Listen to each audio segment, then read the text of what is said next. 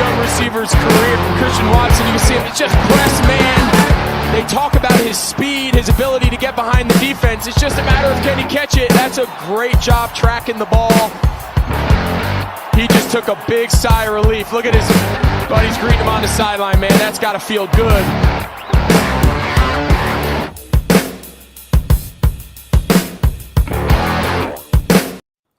All right, what's up, guys? Welcome into Packers Total Access. My name is Clayton. You can check us out on packernet.com. You can find me on Twitter at Packers_access. If you'd like to email the show, you can send a message to PackersTotalAccess@gmail.com. If you'd like to text the show, you can send a text message to 865-658-5824. Now, we are live on YouTube and Twitter this evening. Appreciate everybody hopping in the chat. I know it's going to be hopping in here this evening because we got a lot of dads, I imagine. And obviously, it's Father's Day. I can't imagine – I don't know, Ryan, I'm not a dad, right? I haven't been blessed to be a dad yet, but I imagine if I had a Father's Day and they're like, what would you like to do today? It would be leave me alone, let me talk some football, let me eat way too much meat and go into slip into a food coma later in the afternoon. But how's your Father's Day been, man? No, it's real good. We did the gifts and whatnot pretty early on. I got a pork butt going, and the timing was not super great, but it looks like it's going to be done holding at about 7:30, so we'll have just enough time. My kids have been chanting money muscle all day long, so they're excited for the pork butt. But no, it was a good day. Aside from the pulled back muscle that I've had the last couple of days, I'm doing pretty good. Oh, man, those are the worst there, dude. Nothing more humbling than that, bro. I ruptured a couple of discs in my back when I was in my 20s. And, I used to hear my dad talk about back pain. I'm like, man, well, it can't be that bad. It's that bad. It is. Yeah, I had to wake my wife up this morning at like 6 o'clock because I broke a glass and I couldn't clean it up. So I'm there watching her like sweep the floor, and then I couldn't take the garbage out, which was half the problem. So she had to take the garbage out for me. Man. It's pretty humbling. Well, we got Tyler in the chat. He says, let's get it, boys. And Elevated Chime, we're spot on, man. We said it when we opened. Nothing says Father's Day like telling your wife and the kids to leave me alone for the next hour so I can watch the podcast. And we got Brad in the chat here. You've been gone too long. Appreciate you dropping in, Brad, for sure, man. And then Tyler, of course, says, happy Father's Day to everyone. This is where dads really want to be tonight. Amen to that. Now, we've actually already got a caller on the line. We're doing a new, kind of a new little feature here when it comes to Packers Total Access Live. We got a handful of folks that we communicate with on a regular basis, whether it's email, text, what have you on Twitter. And this is one of my favorite follows on Twitter. Just a dude that's always upbeat, always got just a great attitude, and actually is so committed to the Green Bay Packers. He recently moved to Green Bay. So we've got Mr. Green on the line here. How you doing tonight, Mr. Green? Hey, Clayton, thanks for having me. How's it going? We're doing great, man, doing great. We just get on here and talk a little bit of ball, do a little weekly recap, man. I know we had chatted a little bit offline, and you were going to hop on, just talk a little bit with us. But before we do that, man, why don't you tell everybody kind of your story? I was chatting with him offline, Ryan, and he was telling me about how he packed up the wife and moved to Green Bay, get a little bit closer to Lambeau, man. Tell him that story, Mr. Green. So I'm a 80s baby. Born and raised in Milwaukee, so I'm a County Stadium kid. I grew up watching a lot of those Packers teams and coming up to Lambeau, making the pilgrimage, for games. And, my wife and I were talking this last season especially. We spent a lot more time up in the Green Bay area, and we just made the decision to move. My wife was able to get a really good job, and things have been lining up for me. So we're committed. We're here, boots on the ground, man. Dude, that is awesome, man. That is awesome. What's it been like since you've moved there, man? It's just kind of this dream come true, right? Because I know every time that I go to the first time I went to Green Bay, I got to spend 24 hours and I had to leave, right? The second, third time, it was like, okay, we can spend 2 days. This is back when I was broke. I mean, broke as a joke. And then, this most recent trip, it's like, bro, every time we go up, we stay a little bit longer, right? So now this last one was 7 days in Green Bay. What has it been like since you moved there, man? Is it everything you thought it'd be? Oh, and then some. And driving past 1265 never gets old. I don't care what anyone says. I mean, I haven't been here long enough to really say that, but we live in an area that's really close to the history of the franchise.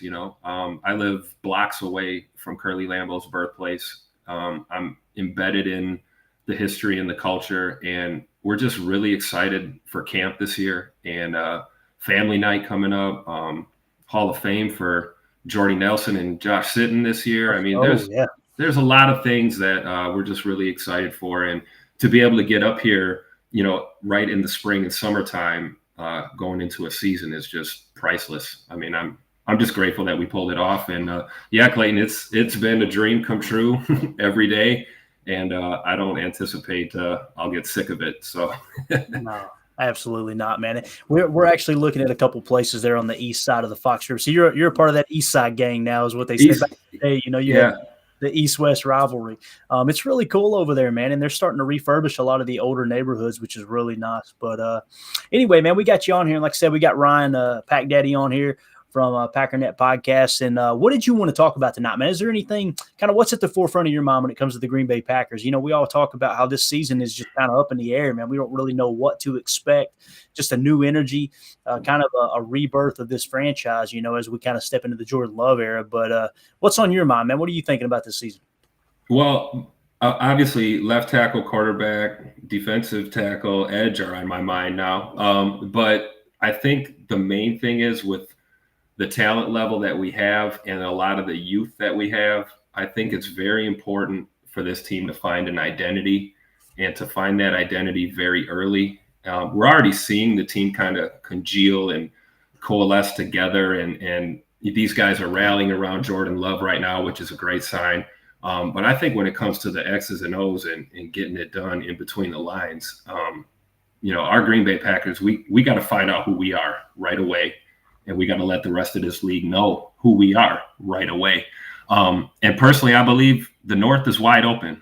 I don't think you can point at any team in this division right now and realistically say they're going to run away with it. I think it's going to be a battle this year. So I guess the main thing I would say, and be interested to hear your guys' feedback too, is, your thoughts on that, like this team kind of finding an identity, not just, the defense needs to stop the run and the offense needs to protect the ball. And, like what is this identity going to be? Because for 18 years, it was the Aaron Rodgers show, Absolutely. So we got to look ahead to the future. And I guess, guys, I just think that's the main thing on my mind now is, who are we going to be when it's time to get this season started, Gotcha. Good stuff, man. Hey, we appreciate you chiming in, dude. We're going to talk about that very thing. I'm interested to see what Ryan's got to say. But, dude, you're always welcome on here. You're going to have the link every time we go live. When we do these, Packers Total Access live episodes, you just hop on anytime you want, man. We'd love to have you. Awesome, man. I appreciate it. Thanks again, Clayton. Thanks, guys. Man. Have a good night, pal. You too. What do you think, Ryan? He's talking about identity and what is this team going to be? Going into this season, I kind of felt like I was going to be a little bit, oh man, this is kind of nervous. It's not the feeling at all. It's excitement. It's like, what do you think it's going to be, man? What are you expecting? Well, yeah, I mean, my first thought is he's absolutely right in terms of we have to find that identity. I mean, we always, as he said, we're always talking about like the individual things that need to get better. Like, we need this player. We need the safety's not good enough. Or we always find these reasons to say this is the part of the team that was. We've had plenty of teams that were more than capable of winning Super Bowls. 2020 is a perfect example. That team should have won a Super Bowl. They weren't even close. And it was because of identity. There's something underneath all of that stuff that we're constantly talking about that we don't talk about. And it is things like culture and identity and things like that. And as far as what we're going to be, I don't know. That's part of the excitement of this new team is, like he said, it's been Aaron Rodgers was the whole team for the most part. I mean, that was the culture, that was the identity. I don't know what it's going to be. It kind of reminds me of when, Jordan was talking about how, we don't have that one guy and everything's kind of distributed. I think that's kind of the culture. Instead of just that one guy, it's not just Jordan, it's a little bit Jordan. It's a little bit Matt LaFleur. It's a little bit Watson. You know what I mean? That's what I want. It's like you always say all the time, we're not collecting talent. We're building a team or something to that effect. That's what I want. I want a culture of guys that come together. And I was actually watching something recently and Mike Shanahan was talking and he said, something to the effect of if you don't believe you're going to win, you're not going to win. And that's been our problem the whole time. We heard Robert Tunyon say it. We just didn't believe that we could do it. We didn't believe in ourselves. And that is what's missing. And that's why I'm excited to see these guys come together, and they are excited. And they're young and naive enough to believe, we don't know anything, but we're going to come in here and just rock everybody. And that level of just belief it's so unbelievably important. And I'm just glad that we have it. And I hope that reality doesn't smack them in the mouth too hard this first season. Right. And, I think we're going in with the proper expectations. Nobody's expecting them to just come out and be, gangbusters. And I think that when you set the expectations in a realistic manner, you're prepared for the worst, hoping for the best. Yeah. And I think we'll all come out pleasantly surprised. I really do. That last practice, from what I understood, Jordan Love really turned it on. They said that he was, he looked really good. And granted, it was just a mandatory minicamp. I get it, but those are the type of steps, incremental steps you're looking for him to take, and him embracing this role. I was actually trying to find a video because of someone in the chat, what they said here. I believe it was Elevated Shine said Jordan Love wishing Happy Father's Day is backfiring on him, but rumor is a Bears fan asked him to do it. Right? I don't think it's backfiring. I kind of enjoyed it. I love seeing him kind of come out of his shell a little bit, and he just naturally seems like he's just a humble guy, man. Yes. And people are going to follow that, man. You already see Jair Alexander, getting his back. You heard Rashawn Gary earlier. What did he say? He said on Jordan Love, he said, quote, "I love his confidence." That stuff bleeds over. And you were talking about it, I believe, the other day on your pod, Ryan. You said there was a time when Charles Woodson was talking with Aaron Rodgers on the sideline when Aaron was real young. And he's like, "Man, I think we're going to have a pretty good squad this year." And Charles cut him off and said, "You talking about a good squad? I'm thinking Super Bowl." Like, yeah. And you could tell he really believed in Aaron, and obviously Aaron believed in him and everything he had accomplished. It's so cool to now see Jordan Love and Jair Alexander kind of embracing that same type of friendship. Yeah, if nothing else, it's just good. It's just fun to see. I like when my team likes each other. I mean, again, it reminds me of those old days with Rodgers and Jordy and all those guys and how much they all got along and the offensive line. Obviously, it's better because they won all the time. But it was just cool either way, even if they didn't win. I loved seeing that. I loved that they went out to Jordy's farm and hung out in the offseason just because they're that good of friends. And I think as Packer fans, it's just kind of fun to see that. And it's good that it's a tight-knit group. And I think that's going to benefit them in a big way. Yeah, absolutely. And Mike in the chat here actually says, will Gary ever get 20 sacks in a season? Man, it seems like it's so far away because it's been so long. I mean, when was the last – when did the Zadarius Smith ever get 20 sacks? He didn't, right? Am I thinking right? I don't think so. Maybe – I know PFF kind of gives some pretty high numbers. I don't think he did, though. Yeah, it's been a while, and that 20 sack range really seems like it's kind of far away with how things have evolved in the NFL. Back in the late 90s, early 2000s, it was you had guys just rushing the quarterback like crazy. But the big thing for me, Mike, is pressures. Pressures lead to picks, and good coverage lead to sacks, right? So how good is this coverage going to be that's going to lead to sacks? But more importantly, how much pressure can we get on the QB to force those errant throws, to force them in 3 and outs and keep the ball in the offense's hands? Last year, I know there were several times that it felt like the defense was on the field the entire game. It's so important to get that rest. But I don't know, man. I was listening to Rashawn Gary earlier, and since Mike kind of brought him up in the chat, let's just go ahead and hit on this. Another quote he said, he was very, very short when they said, "When do you anticipate being ready?" And he kept saying, "I'll be ready when I'm ready. I'll be ready when I'm ready." Like, he's just cutting that off right off the bat.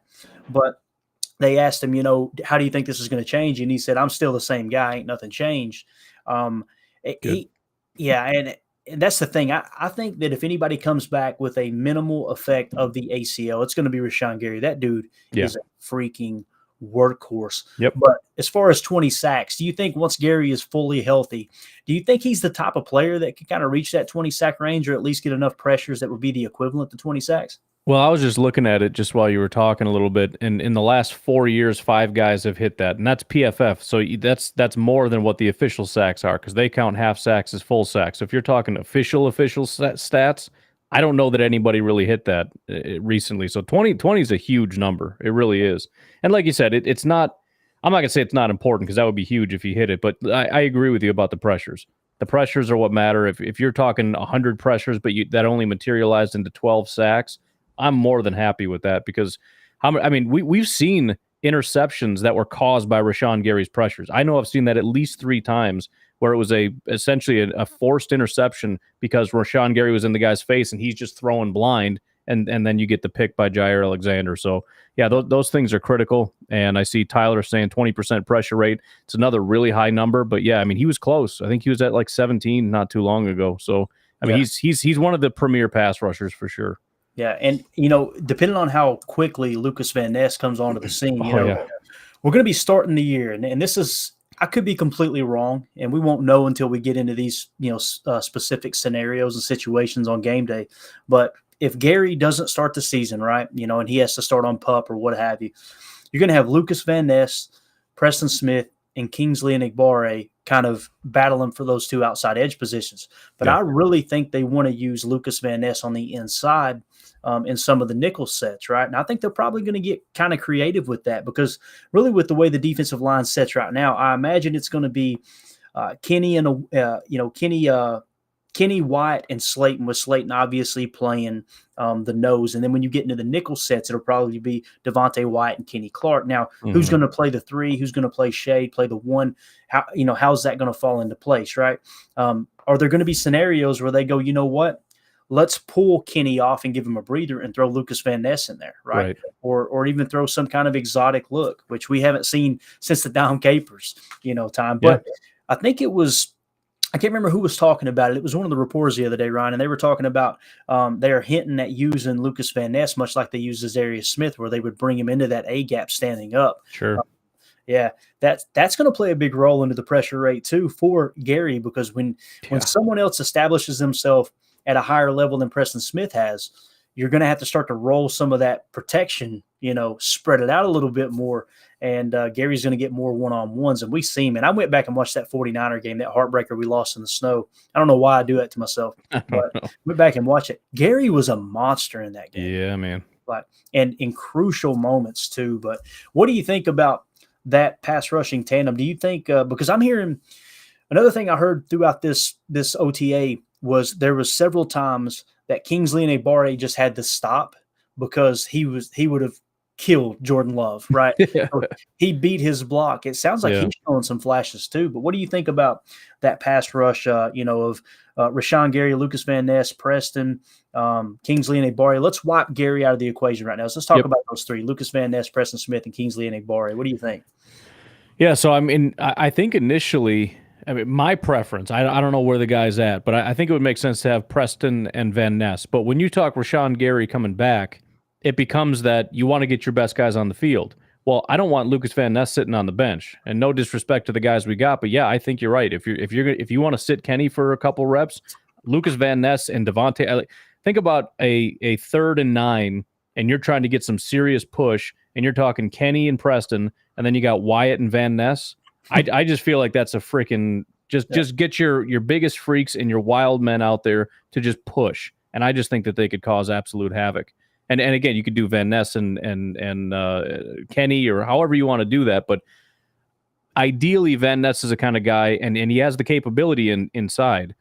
Ideally, he's the kind of guy that one way or another we need him on the field. So if he doesn't fit on the outside because we got too many guys, because obviously they're going to rotate him there, but yeah, we need to kick him inside then, and he needs to get some snaps there. Yeah, completely agree. And I'm hearing more and more of the I want to say quote unquote experts, but these are guys who have been around the game for a long time. Your Michael Lombardis, your Greg Cosell's, people like that. And they're talking about how important it is to have a good 3 technique. And Lombardi, being the negative minded guy that he is, he always throws in the caveat of every team thinks they've got a 3 tech and very few actually do. Who can play that 3 tech? And what I mean by 3 technique, guys, you're talking about technique on the defensive line. 0 tech is right over the center. Your 2 tech will be over top of the guards. Your 4 tech will be over top of the tackles. And then obviously the odd numbers are in between. So you're talking about someone who's going to line up in between the guard and the tackle. Not only are they going to occupy a double team, but they're really looking to push the pocket. And that seems the direction that the NFL is going. What we're seeing with the way Goody has constructed this team, Ryan, is they're looking to get pressure in the quarterback's lap. There's no doubt about it. And some people would say, oh, that's dangerous with someone like Justin Fields. That's fine. Throw a little contain. Just make him throw the football. That's all we need to do. Yeah. And quickly, because he wants to sit and think about it. No. You better get that ball out quick. And I think that'll have an impact. And he's going to burn us once in a while. But I just don't think you win a lot of football games with 1 or 2 big runs. He did it last year. He had a massive run for a touchdown, still lost the game. Right. Yep.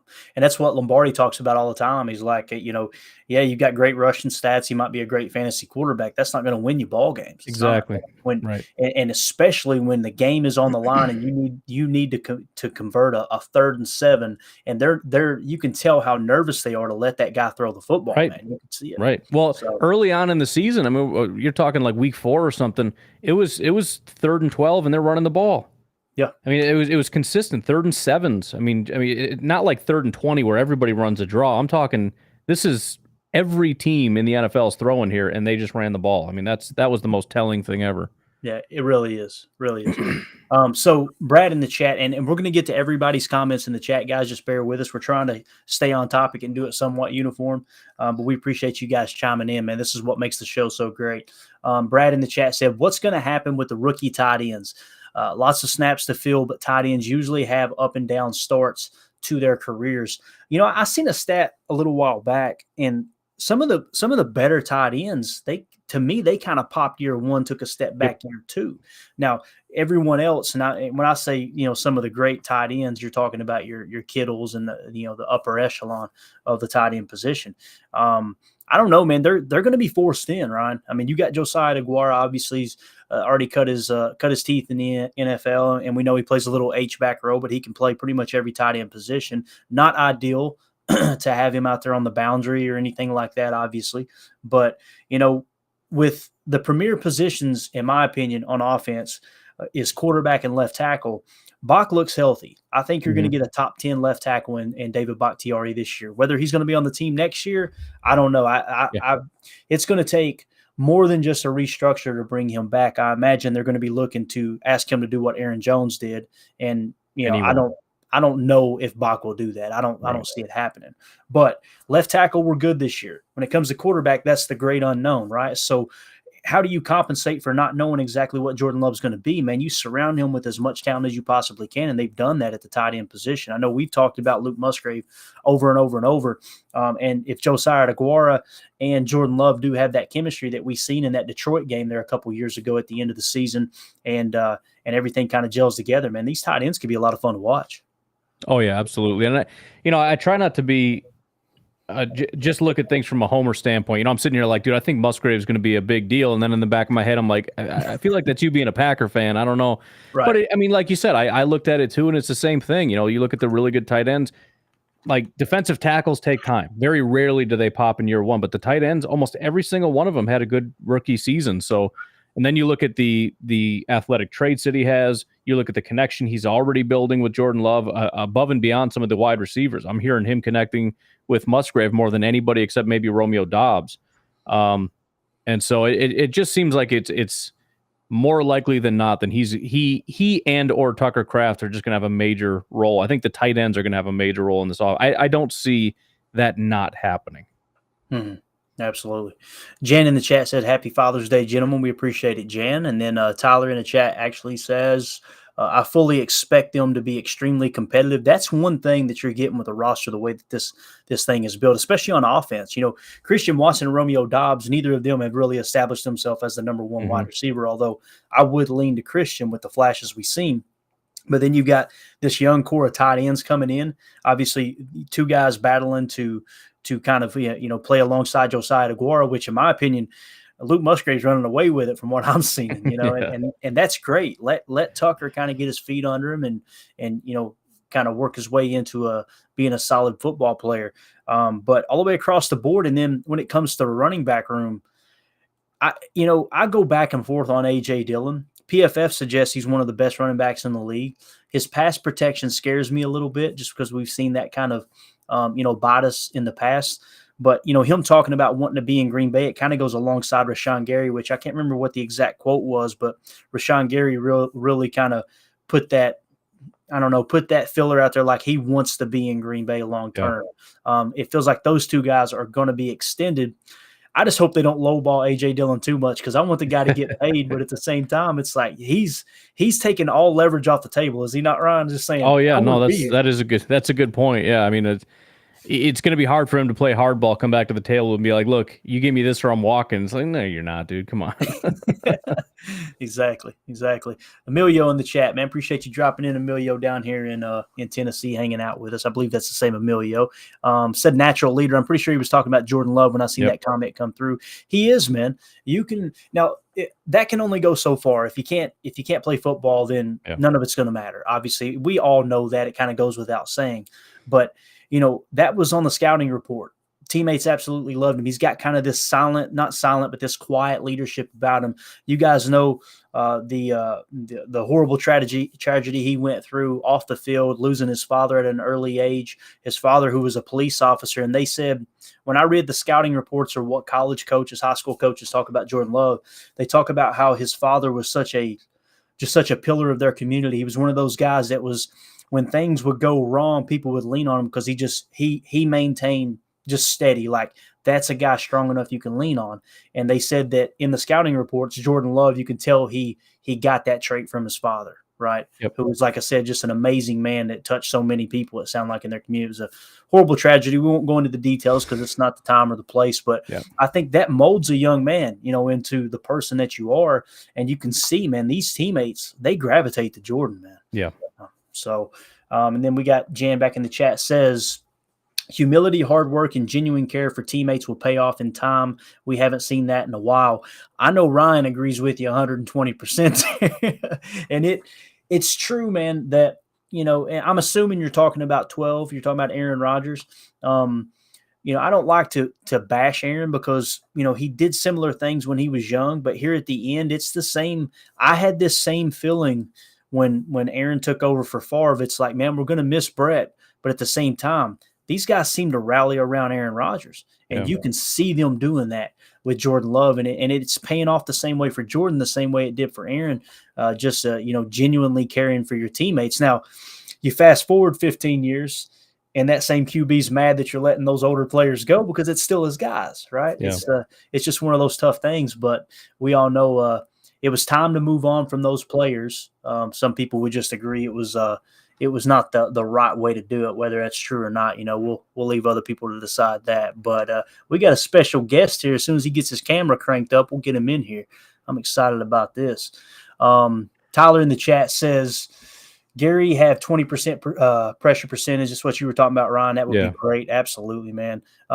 Tyler also in the chat, interior pressure is just different. It is, man, especially where the majority of the league, they're pocket passing quarterbacks. It makes a big, big difference. And Blaine, we're going to go to you in just a second, but we'll give you a second to set up there. Drew in the chat here says, hopefully Eric Stokes can come back at some point. That will help our pass rushers. Ryan, I don't know, dude.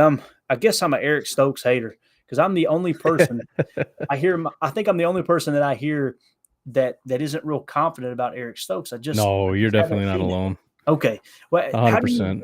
What do you think is the proper way to handle that? Because, I was going to hit on this. To me, it sounds like going into camp, they're looking to have Rasul Douglas and Jair Alexander on the boundaries and Keyshawn Nixon in the slot. Obviously that cuts Stokes out, whether he's healthy week 1 or not. Although they do have the luxury of maybe putting him on the pup and making sure he's 100% healthy. You don't have to rush into that. But how do you feel about Stokes, man? Or what do you think he's going to turn into?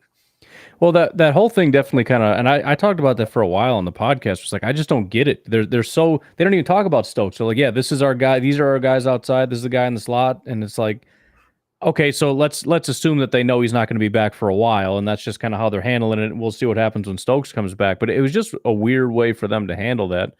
As far as Stokes, I mean, it hasn't really materialized, but I thought he had a good rookie season. Yep. It looked like year 2 was getting off to a slow start, but let's be honest, the entire defense was really struggling. He was coming back in that stretch when Jair didn't look like himself. I think Kenny had a really fast start and then fell off later, but the defense didn't find their footing. So, it's hard to completely throw the guy under the bus when it's year 2 and the whole defense is just really not able to find its foot, especially the secondary. It was blown coverages all over the place. Nobody knew what they were doing. So, yeah, I'll admit that it's given me some vibes of earlier on when we were taking swings at corners and we're kind of hoping like maybe this year, kind of a Kevin King thing. But I just want to give him a little bit more time. Again, a good rookie season, and I'm just throwing year 2 out the door. Blaine just wants to show off his steak ability. Did you bring steak with you? I knew you were going to do that. Little Fred Flintstone action over there. I love it. Sorry, what's going on? How you doing tonight, man? Heard you guys talking about football. Felt like I needed to get involved. Of course you did. What are you sipping on? Mountain Dew there? What is that? This is called Dead Red. Dead Red. Oh my God. Is that like Red Dead Redemption? It's like Schaefer Exactly. Light or something. Yeah. It's that All right. amber ale. Okay. Red Dead Redemption and Amber Ale. All right, cool. Put it in a way that Clayton shine rock. Love it. Love it. Mike in the chat said, how bad was Stokes before the injury? I just pulled the numbers here, Mike, and basically his PFF grade, obviously he went out after week 9. His PFF grade was a 53.7 defensive grade. His coverage grade was a 60.3. So he was struggling. But Ryan, you made a great point. I didn't even really look at it that way. That whole team, that whole defense was struggling at that point. I mean, it was that last, 5-6 games is really when they took off, wasn't it? Yeah. And, me being the pessimist I am, I immediately just said, well, you get Stokes out of there and all of a sudden we get good, right? Yeah. Probably a lot deeper than that. And really, if you look at it too, I don't know if you have his grades pulled up or whatever, but he had basically 4 games where he struggled. And it was right in that stretch where New England, the Giants, the Jets, Washington, like the team just fell apart right there real hard. And he was just a part of that. I think Dobbs had bad grades in that stretch. I think Christian might have had bad grades in that stretch.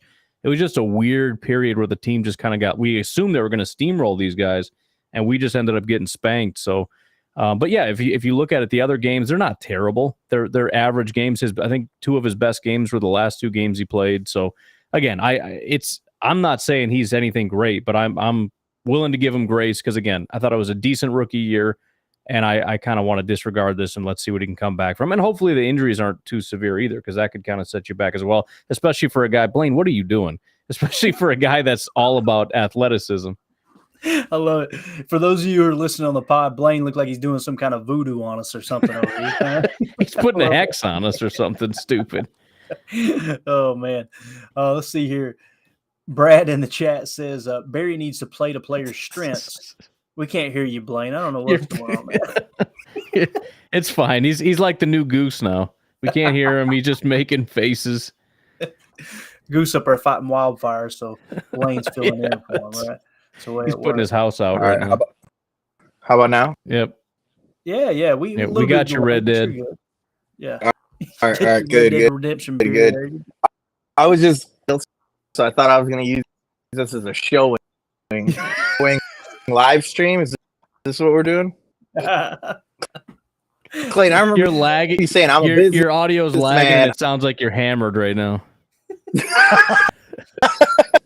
Ryan, that's not the audio, bro. Let's be honest. You just. Oh my gosh! All right. Anyways, he's out. There you go. There, he just wanted to drop in and show us that he's drunk. He's out. Now he's back in, but I don't know if he wants to be in or not. Anyway, Brad says in the chat, Joe Barry needs to play to players' strengths, not to his playbook.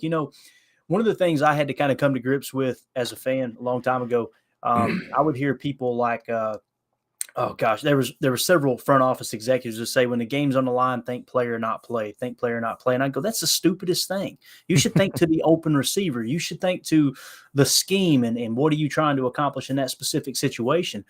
I guess I was wrong, but when Brad says, Barry needs to play to the player's strengths, not to his playbook, I mean, it kind of sounds like think player, not play, right? Mm-hmm.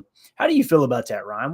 When it comes to, Joe Barry and his defense, and when people say that, like Brad making that comment, it sounds so simple. But if you're going to run the Fangio defense, you've got to have a 2-high look. You're playing a lot of cover 4, and in some cases, some mixed in cover 6. Now, the cover 4 has man principles, meaning if you have a deep responsibility, once they reach a certain depth in the route, it becomes man coverage, basically, right?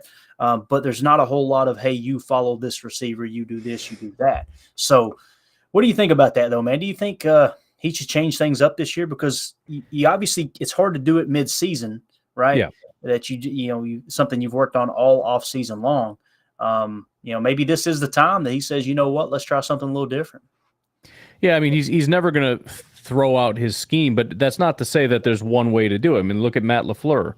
I mean, he brought these principles in, which was one way with Kyle Shanahan in Washington and Atlanta, and it was a different way over there in L.A. He went over to Tennessee. He adapted the scheme to Mariota and Darren Waller. Then he comes to Green Bay. It's still the Shanahan, Matt LaFleur scheme, but you adapt it around Aaron Rodgers and the way that they play, and you find some cohesion with it to try to make it the best. And now we're going to have a different offense, but it's still the same offense. It's still the same scheme. It's just adapting it to the players that we have and the strengths. And that's what I think Joe needs. We're not going to become, the Baltimore Ravens defense or whatever. It's still going to be that Fangio style. But again, without being a scheme guy, you have to adapt your understanding of doing things to best highlight the guys. Again, with Jair, he's a superstar. You've got to find a way to accentuate him as a superstar, as opposed to let's just treat everybody equal and run it across the board. It's not going to work that way. No, I think that's a very, very fair point. And that's what they get paid the big bucks for, right? Right.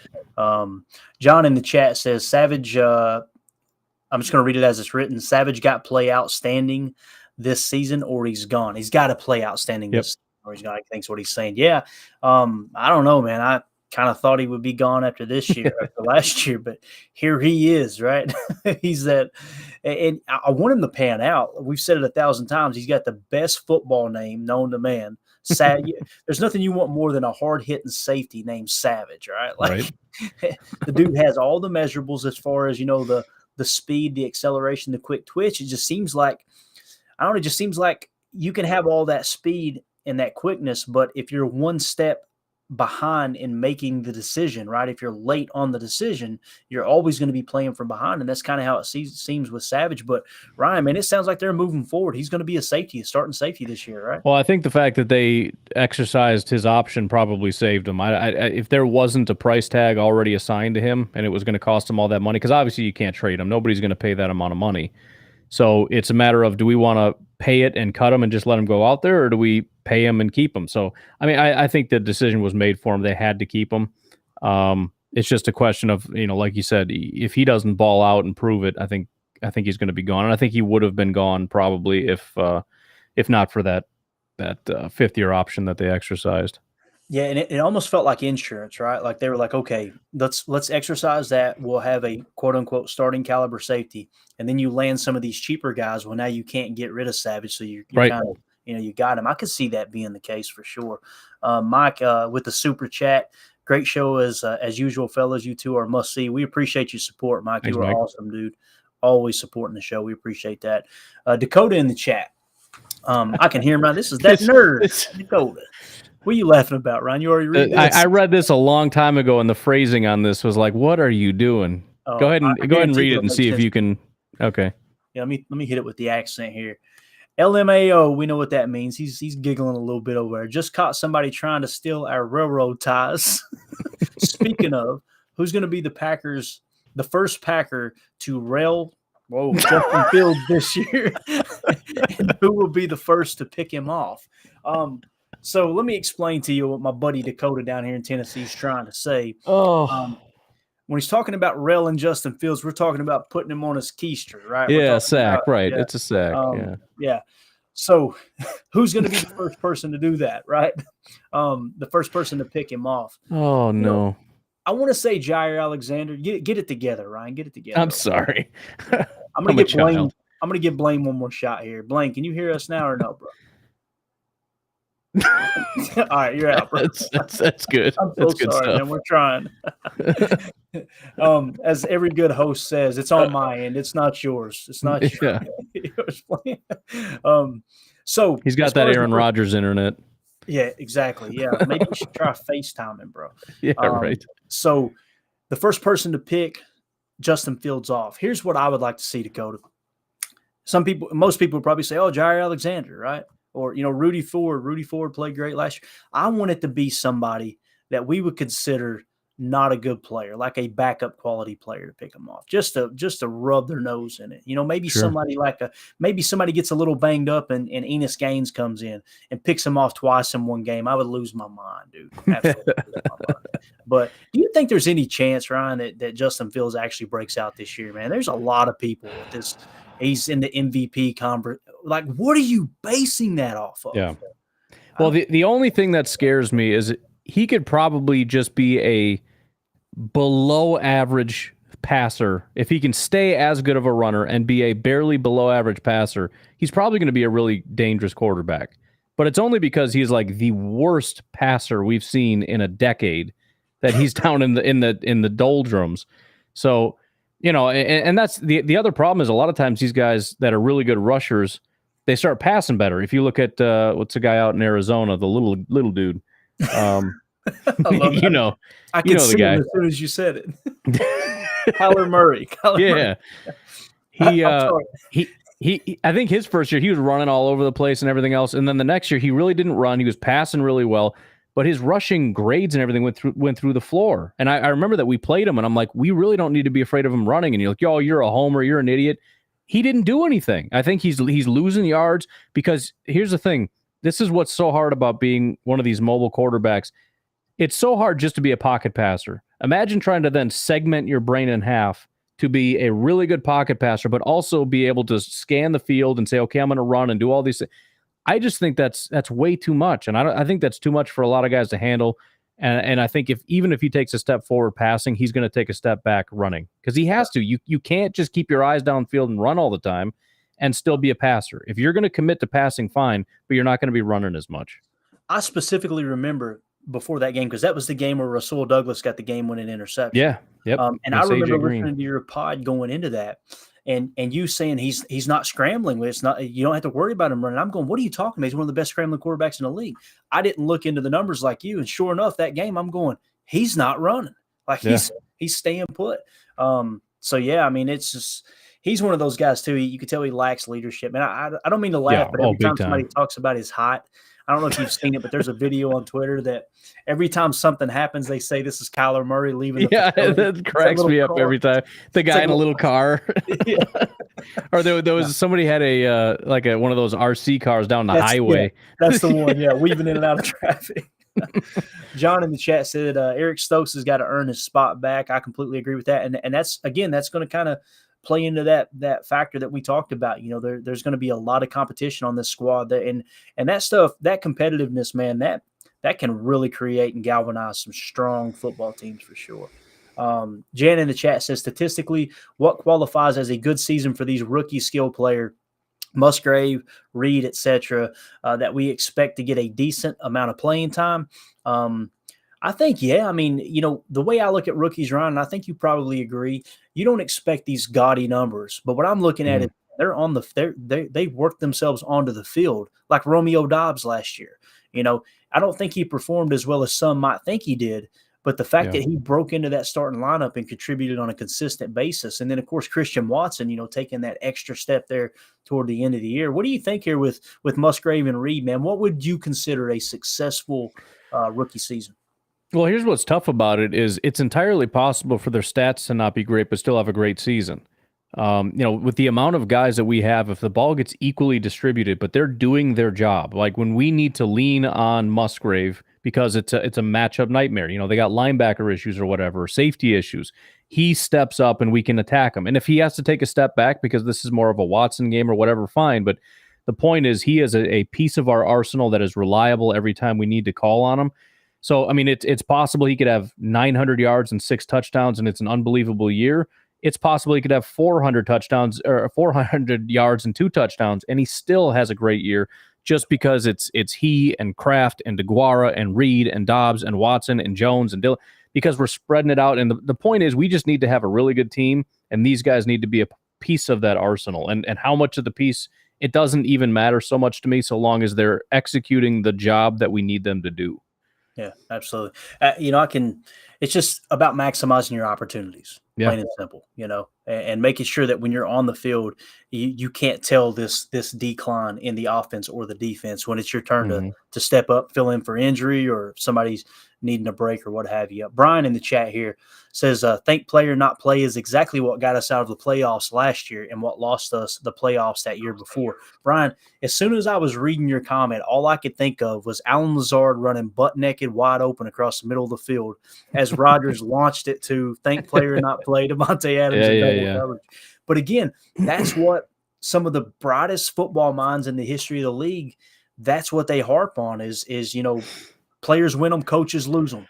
That's a Belichick quote. Like I said, it was Pat Kerwin that said, think player, not play. And I try not to be the person to go, they don't know what they're talking about. But Brian, dude, I can't argue with you. You make a great point. Like, that's exactly what happened, right, Ryan?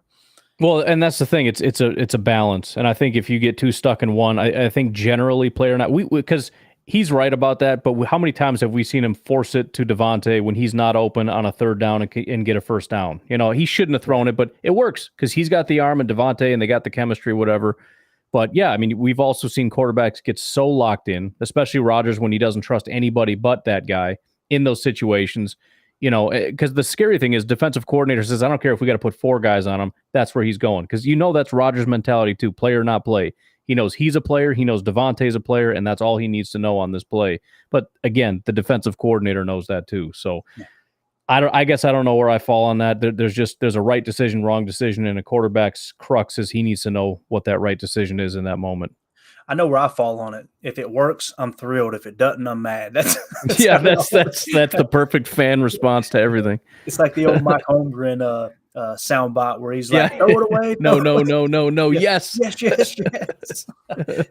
It literally tells Brett Favre in Milwaukee, old Milwaukee Stadium, and said, listen, whatever you do, don't run. We have no timeouts. Right. Throw it away. The very next play, Brett takes off and runs it in for a touchdown. It's like, hey, all right, we'll take it. Right. Tyler in the chat. It's funny, Tyler, I didn't see you type this as I said that. Players win games, coaches lose them, Bill Belichick. That's hilarious, man. We're on the same page there. John in the chat says, Joe Barry more worried about protecting the pass than stopping the run. I talked about this last offseason. I don't know if you remember, but on one of my podcasts, I was talking about how Greg Cosell was outlining the fact that NFL defenses were willing to sacrifice and give up the run to limit those explosive plays in the passing game because analytics show that if you limit the number of explosive plays and you make them use every inch of the field, you have a greater success rate as far as overall points allowed in the game. But how do you feel about that, man? Because the run, it is tough to watch. It seems like something that's always kind of been this dark cloud over Green Bay's defense, right? Yeah, I do wonder about those stats. I mean, far be it from me to challenge stat people because they're pretty freaking vicious, and I know some of them are probably in the comment section right now. But I just wonder about that because oh, good Lord, because the biggest problem I have is that your defense ends up soft. If you're not winning in the trenches, it's a morale killer. And for a defense, I just don't know how you can step up when you're constantly getting beat on the ground like that. And that's when I love listening to guys like Dave Wanstead, when I'm listening to Bear stuff or whatever, but he's a throwback guy. And he talks about how, we used to practice goal line stuff and we used to talk about get low and win in the trenches. And they don't do that anymore because they don't care. Because like you said, all they do is they look at the numbers and they say, screw the run, stop the pass. And I feel like we've been doing that since forever. We did it with Pettin. I think we did it with Capers. Like it's all just like stop the pass, drop everybody, forget the pass rush. Just it's. They're probably right, but I would love to just try it and see if it doesn't work. You know what I mean? Like let's just try to stop the run, see how it goes. Yeah, absolutely. And when you get in those situations where you're looking at you're like, it's given. That's over. That's first down. Well, right. I mean, that was the thing with Capers. He'd rush 3 on 4th and 500, and you knew they were going to convert every time. Right. Yeah. God, I remember those days. Oh my goodness. It was painful. It really was. You'd beg for a 3rd and 4 because if it's 3rd and 15, they're going to convert it 100%. Yeah. And then you get in a situation like last year where it's like, okay, you got the pre-snap hat count and defenses are looking for a pass inside the 5 and Aaron literally blasts a Detroit defender right in the face with the football. Right? It's like, can we just please run it here? Although realistically, we were terrible at that on both ends of the ball. 3rd and short, going at the goal line. Oh, yeah. We did nothing. was awful. Yeah. Yeah, it was bad. I was looking up some of the red zone numbers from the offensive standpoint in Green Bay, and red zone touchdowns, we were 23rd in red zone touchdown percentage at 51.8%. Yeah. But at home, we were 10th at 61%. On the road, 26th at 42.8%. Man, we got to get that football in the end zone this year for sure. Blaine, what are you excited about, man? As you chew on your tomahawk over there, it's the most dramatic chewing I've ever seen in my life. I love it. What are you excited about with the Packers this year, man? What do you think? What are you expecting to see, dude? And say it like Conan the Barbarian, Schwarzenegger style. Cool.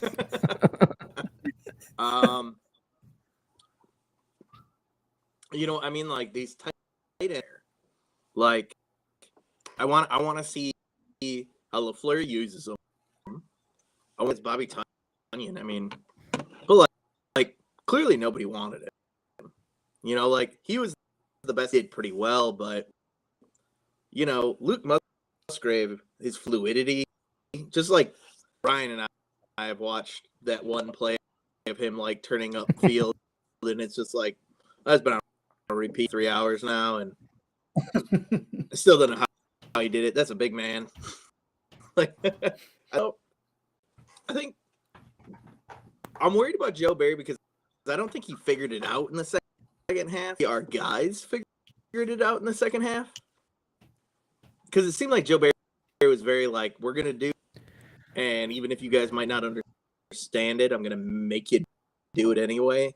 And it mid drink. He's having a hard.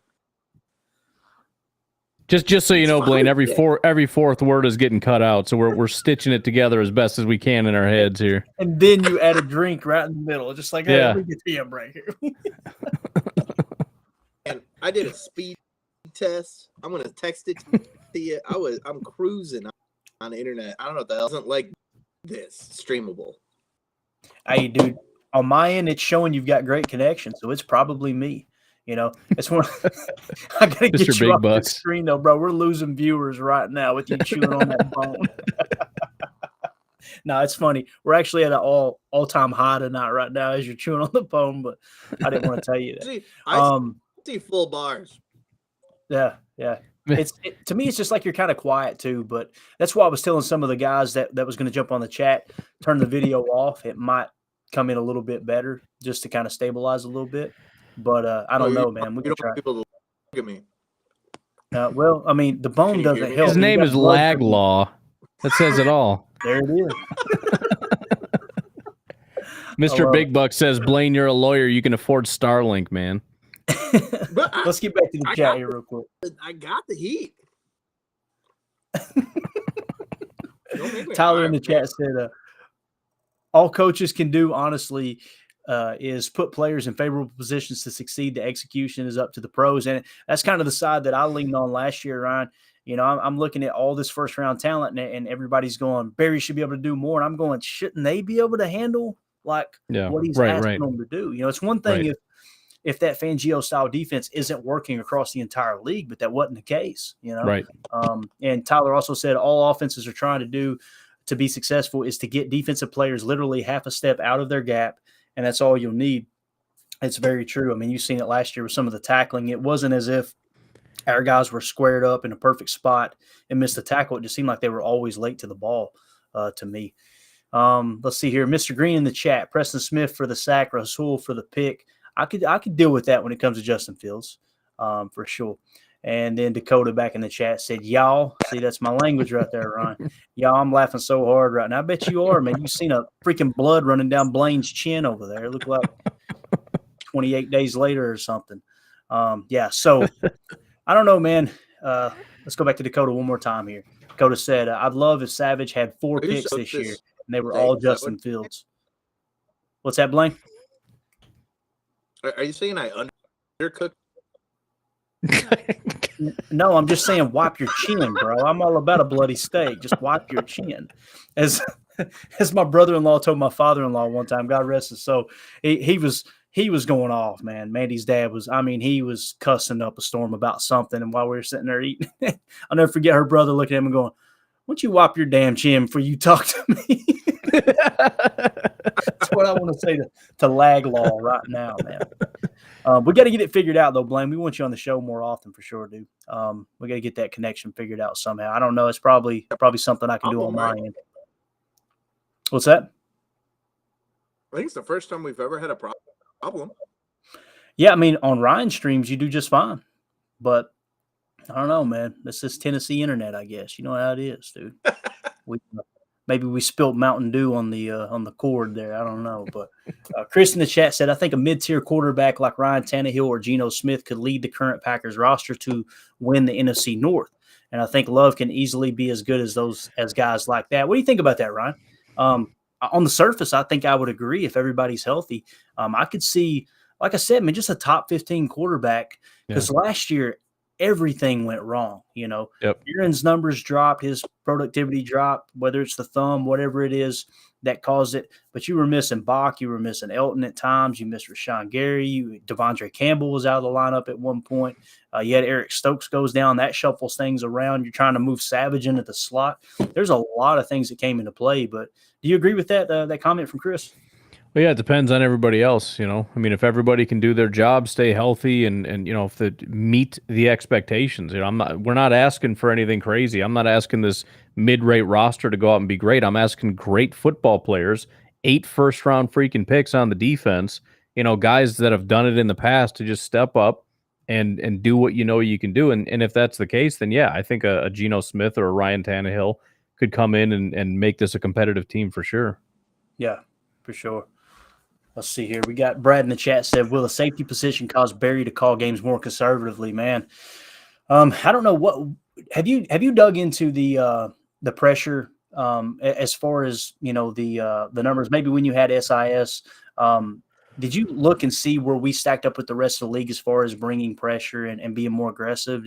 What's your general understanding of how they played it last year? Because I haven't dug into those stats at all. Because, you know, like when Chris says this, will the safety position cause Barry to call games more conservatively? I imagine he's talking about just a 4-man rush, kind of playing coverage, that type of thing. What did it look like last year to you when you looked at the data from time to time? So the only thing I remember that stood out is one of the things that helped the defense is early on they were bringing extra pressures to compensate for Rashawn Gary, and it wasn't working. And later they pivoted to, like you said, that 4-man front, just bring the 4 and use the rest for coverage, and that worked a lot better. And what ended up happening is our pass rush actually got better because when the quarterback has to hold on because you got coverage, get more coverage guys doing a better job, those guys are going to get there. And I think that's one of the benefits of getting guys like Van Ness and Wyatt and Rashawn, because they're not the kind of guys that are just going to get stuck. Eventually they're going to get there. So yeah, I mean, I think you do bring a little bit more help to the DBs and allow those front 4 to just go, wow, don't do 3, but you don't need to bring 5, 6 guys to get to the quarterback because it just doesn't work. Because you bring that many guys, somebody's open, the quarterback's going to hit it. It was just a waste of resources. So I hope that we stick to that formula. There's nothing more frustrating than seeing a team, you know, blitz heavy and the ball come out real quick and just a quick, easy. You know, we've seen Aaron do that. His first couple of years starting, you know, he would really, really cut the blitz apart. Right. Brad said, I'd love for him to be more aggressive to increase turnover opportunities. I mean, pressure does lead to picks, but man, if you can do it with just a 4-man rush, you're cooking with gas, dude. You're cooking with gas. What does Van Ness's motor look like? I've been seeing a lot. Everything I've seen from Van Ness, I think the dude's a monster. I mean, that's just me personally. Like when I go back and watch his college tape, yes, he's raw, but he can win with speed. He can win with power. He can play interior. He can play on the edge. Watching him set the edge on a read option and then still get inside and make the tackle. I mean, I was just screaming, if Clay Matthews could have set the edge like that, we would probably have another Super Bowl ring, you know, as good as Clay was. So yeah, he's one of those high motor guys for sure, Blaine. I don't know, dude. I'm excited for Van Ness, dude, for sure. Let's see here. Tyler in the chat. I think it's a morale killer when players are always catch tackling instead of attacking. I agree, man. I agree. And Ryan, is it not frustrating, dude? You turn on other games and you're like, why can't we attack the 100%. Well, and I've said this about our linebackers. when I go and watch our offensive line, you end up having to watch the other team's linebackers. It's part of what you're doing. We are the only team I've seen that has linebackers that their job is to just stand there, wait for somebody to come to you, and then, like you said, catch tackling, grab them and fall down. It's bullcrap. Every other time when we try to run these things, those linebackers are shot out of a cannon and they go meet our guys. I don't know why we have the only linebackers who are told, no, just hang back because something crazy might happen. And that's true. Sometimes something does, but I'm so tired of seeing everybody just stand back and wait to see what happens and then stop them later. That's why they get 4 yards of carry, because everybody's got to hold. You know, we're so scared of the big gash, so we just hand them 4. It's annoying. Ryan, was it last year that we were watching and it was like this safety was beating our, like, 80% well, that's the thing. The safeties ended up making tackles in front of the linebackers. Like, Right. come How on, does guys. that This is happen? ridiculous. like, Yeah. Am I coming through a little bit better now? It's weird. It's about the same. I think your connection's okay, man. I think it's your mic not picking you up or something. It's almost like you're kind of talking away from. I don't know, man. I can't figure it out, but It's delayed too. Your mouth moves and then the noise comes a second later. yeah, that's a good point. Mr. Big Bucks here, though, has got a question for you, Blaine. He said, Blaine, you're a lawyer. You can't afford Starlink, man? Like, come on, dude. I was texting you my internet speeds. I saw it. He's got the receipts, don't he? I got the receipts. This is I'm sorry, dude. I wish I could do something. I really do. This is a studio. It's always must-see TV, bro, when you're on here with us for sure. So if we stop streaming Swayze in the background for like 5 minutes while we do this. I got Roadhouse on 3 different TVs, right, on different streaming services right now. Roadhouse in 4K. Mr. Big Buck says, if we don't utilize Simone Biles on the cheerleading squad, I'm gonna be irate. Simone Biles has got more. She's gotten more limelight in the Packers, whatever fandom this year than Jordan Love has, dude. I've heard Simone Biles' name. How does her husband feel? Seriously, like nobody gives a crap that he's here. It's all about Simone Biles. Hey, thanks for bringing Simone over. Exactly. We appreciate you guys want to know a fun fact? Sure. Yeah. Packers, I think, are the only NFL team without a professional cheerleading squad. But they bring in local cheerleading, right? Like high schools, colleges. High school, I think, yeah. Yeah, it's UW Green Bay most of the time. That's pretty cool, man. Pretty cool. Jen in the chat says, cheerleader at the UW sister school, and I was like, why didn't I go to Green? I could have literally been a Green Bay Packer cheerleader, and it would have been the coolest thing I'd ever. Way better than being a lawyer. Wait, did you say you were a male cheerleader? Is that right? Oh, yeah, I was, bro, yeah. Dude. Anybody who makes fun of male cheerleaders have lost their mind. I'm telling you, some of the strongest dudes, because I worked with a guy in Knoxville, Tennessee. His name is Jeremy Owsley, and he actually taught cheerleading on the side. And he had guys for bases that would, be a part of his staff. Those dudes, you don't want to mess with, bro. They will twist you up in a knot so quick. Oh my God. Like Uncle Bill putting out a Marlboro, bro. Like 6 foot 225 in college, and I was the smallest guy out of all of them. I was straight up. I'm like, hey, we got like a dude that's like 6'6", 260, like in the basketball tackles and offensive tackles for our football team. We're cheerleaders, and I'm like, homie's like 660, man, and I like press 375, and I'm like, I didn't do that. Okay. Yeah. I always say I wasn't an athlete. I was a baseball player, bro. So I don't know nothing about any of that. Steroids and hit balls. Yeah, that's it, man. You know what I mean? Chew backer. That's all. Jan in the chat says, and we're going to wrap this thing up. We're over the hour mark. We appreciate everybody hanging out with us. Jan in the chat says, Kansas City showed last year that the modern NFL requires multiple adequate skill players to win the Super Bowl. One star just isn't enough. All current contending AFC/NFC teams have decent players across the board. I mean, I would agree with that. It's funny, Ryan, this time last year, what were we talking about, man? Tyreek Hill leaving the Kansas City Chiefs. Oh, they might be done. They might be done. Yeah. And here they are with the Lombardi. They didn't lose a step, man. It was crazy. I think the NFC North favorites, Detroit Lions. So yeah. Have you seen like the projections? They're like Packers. I mean, they're not gonna be last because the Bears are there. Lions are sweeping, just gonna win the division. It's like, man, that Kool-Aid.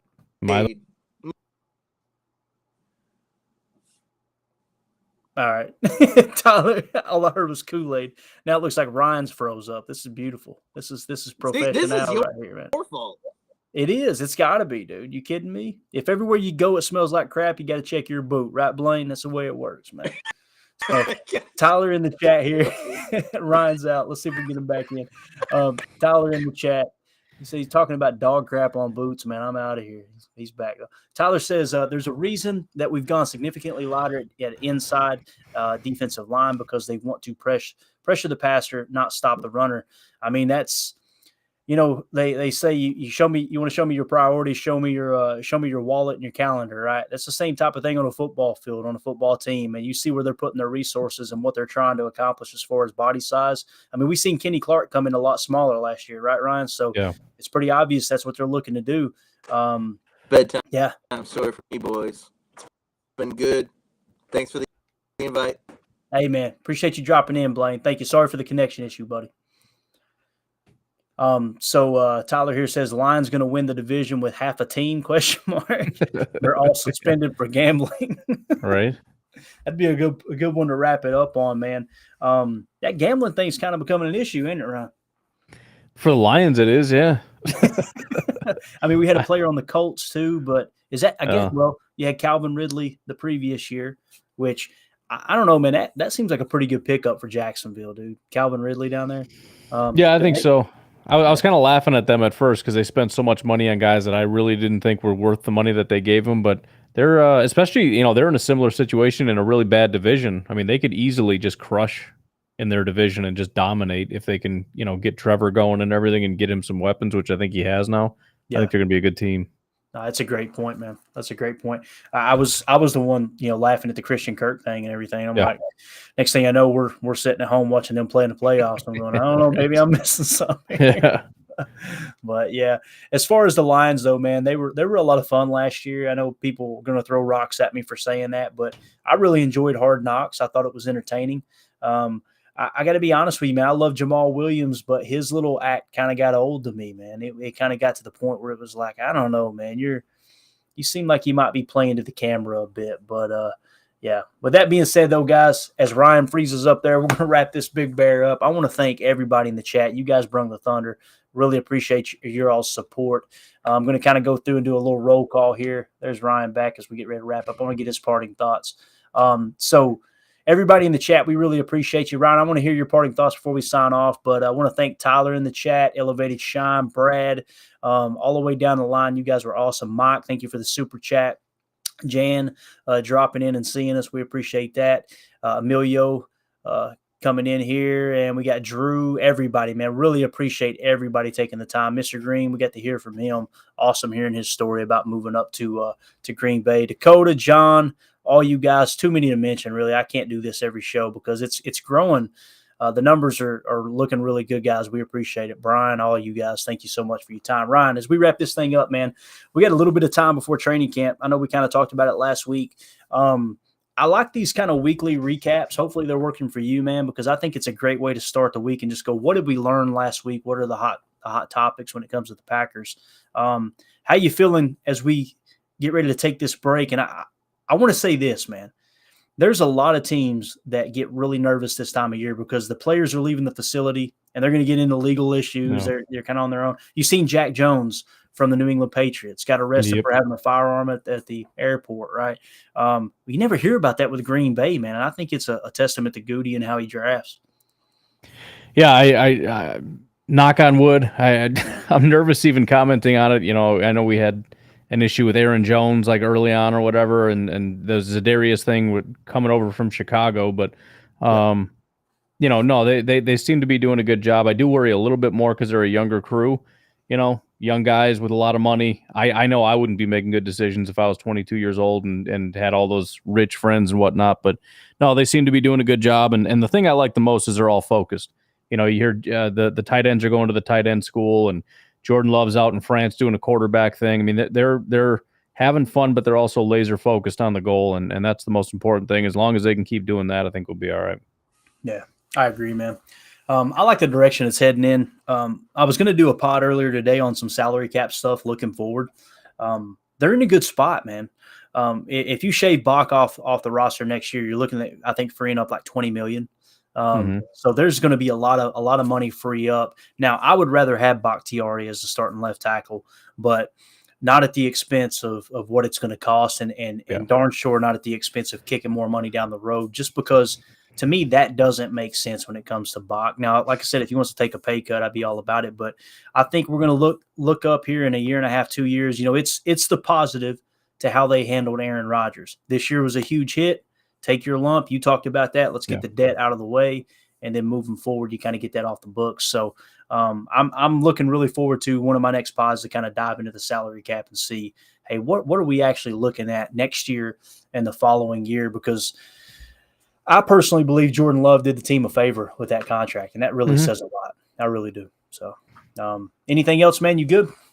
No, yeah. I like you said, I just want to echo the appreciating everybody come on. I mean, it's crazy that you and I can just flip on a camera and talk about football, and all these people come over to hang out with us. So that's pretty cool. And just very much appreciate everybody, and I hope you guys have a good Father's Day, and I'll be talking to you soon.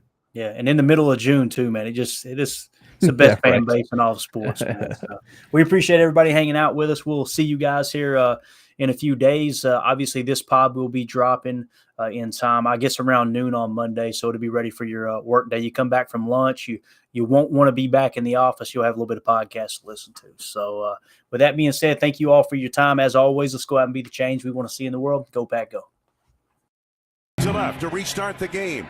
And this one carrying into the end zone about 4 yards deep. Here comes Nixon to the 5. Left hash marks 10, 15. Hits a hole hard. He's to the 25, 30. Breaks into the clear. Keyshawn Nixon is off to the races. It's Secretary of the Belmont. Down the split in time. No one will catch him. It's a touchdown. My goodness. Came into the game, Wayne, questionable with a groin injury. Didn't practice all week. And he just took it right up the gut, through the heart of the Minnesota Viking coverage unit.